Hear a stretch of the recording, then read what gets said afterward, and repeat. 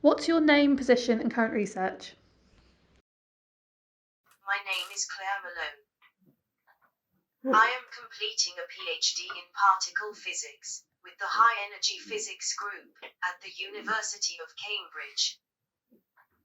My research focuses on devising and implementing computational methods to analyze data collected by the Large Hadron Collider at CERN.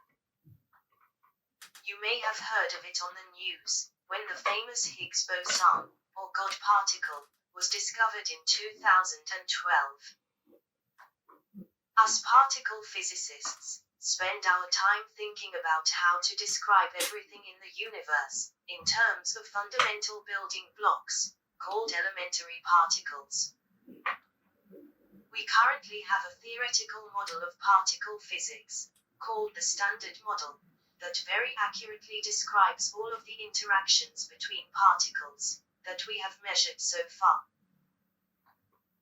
However, we know that it is not complete. For example, astronomers tell us that there should be vast amounts of a type of matter that is very different from the kind of particles that we already know about, known as dark matter, orbiting all the galaxies that we can see. The Standard Model does not provide an explanation of the nature of this dark matter. I identify as pansexual and genderqueer. I do not keep my sexuality a secret, especially as I have already given a few talks about being queer in STEM.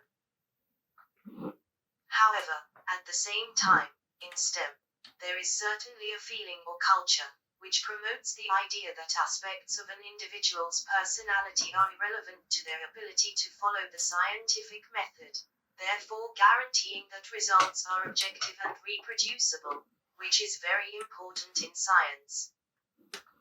Amid this culture, LGBT individuals may be inclined not to make their sexuality known to their colleagues, having judged it to be irrelevant to their work.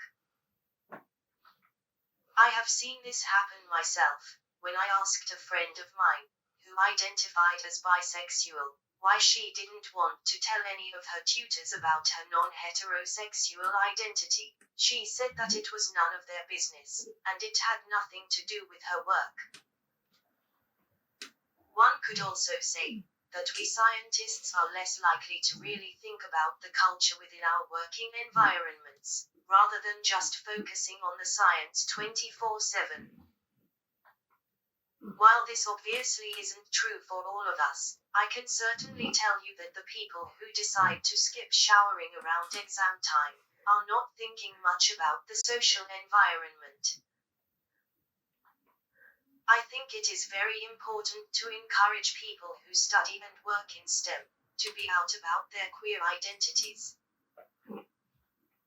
If one feels that they constantly have to put effort into disguising part of their identity, one cannot possibly give their full attention to their work. It is as if you are constantly watching what you say or how you react to everything, in order to hide a major part of your identity, for fear of harassment and discrimination. I think part of the way we can make people comfortable to be out in STEM is to queer the curriculum, so that, from the beginning of their education, they recognize STEM as a welcoming place for them. Why is it important to have a queer curriculum? I think that it is important to have a queer curriculum in schools, because, from the start of their education in science, young people need to see that the discipline is inclusive of them, so that they connect with it. To take a related example, I have seen young women at school being asked why they don't want to take science, and they answered that they think it is for boys.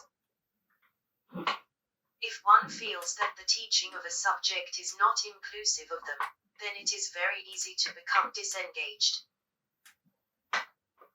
I have personal experience of this. When I started high school, I was really interested in art, but I completely lost interest when my teacher wouldn't even look at my work, as I used a computer, not a pencil.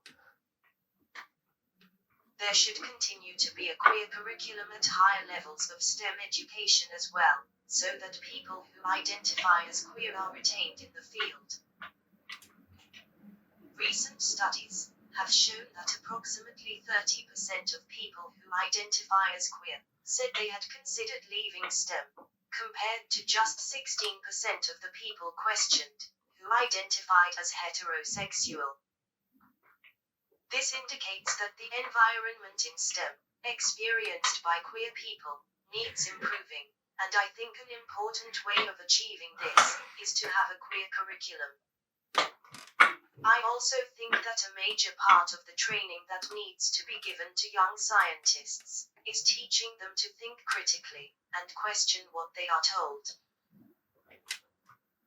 This approach of questioning facts that are seen to be well established is also one of the major tenets of queer theory. When queer theory is applied to teaching STEM, the role of a teacher is altered to that of fostering curiosity and facilitating the students to challenge and dissect the information they are presented with, rather than transferring facts to the pupils who passively learn them by rote. One can imagine that, if the curriculum was more queer, people would have more confidence to be out about their sexuality. Research also shows that people experience a much better workplace environment if they are out to their colleagues. However, recent studies show that, in the UK, over half of LGBT scientists are not out to everyone who they work with. Unfortunately, there are a number of reasons that people in STEM give to explain why they choose not to be out. Some raised concerns about the security of their employment, i.e. they faced fears about their contracts not being extended, renewed or made permanent, while others cited apprehension about exclusion from professional networks. Within the university environment itself, some staff worried about being challenged or insulted by their students, and being awarded poor teaching scores. If the majority of LGBT+ people are not out for these reasons, this also has a knock-on effect, in that people do not see their colleagues coming out, and hence are discouraged to do so themselves.